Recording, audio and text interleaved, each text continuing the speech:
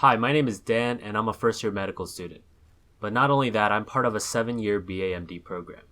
So although my experience in medical school has been the same as my peers, the application process and my undergrad experience have been a little different. So this is going to be part 1 because I'm just going to introduce my experience, and if we want to revisit the topic, we can. So let's get started. So first of all, there are 2 ways to enter a 7-year program. The first one is as a high schooler, where you would apply along with your college admissions.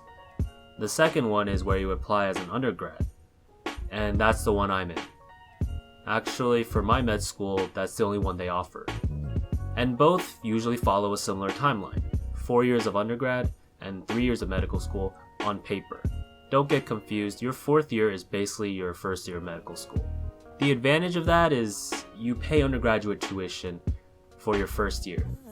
And if you have your scholarships, they usually carry over and you could save a lot of money. In addition, you don't have to worry about your future as much as your classmates because you already have a spot in medical school. Acceptance will certainly affect your undergraduate experience as you will be less stressed in your academics. However, there is still a GPA requirement you must maintain throughout your remaining undergrad. Now, the next perk was unique to my program, and I actually got lucky because it was the last year that the program was going to do that, and this is no MCAT requirement. Now, I've heard for some 7 years you have to take an MCAT and just get a minimum score to stay in the program.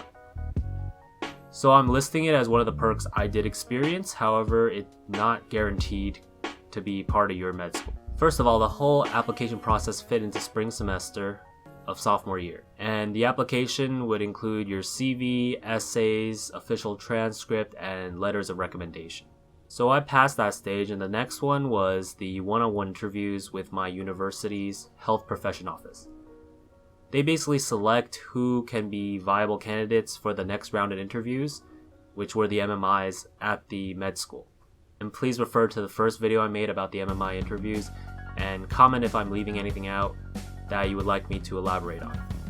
Anyways, the MMI interviews were only an hour or so, and after I finished my interview, they let me know the results in a month. So they come out pretty fast. So for those of you interested in numbers, I don't know the exact numbers. In the end, they only select 7, and that's been consistent every year. So although the program may have its perks, it is a very selective process. And that is all for part 1. I tried to keep it brief and general because it's only an introduction.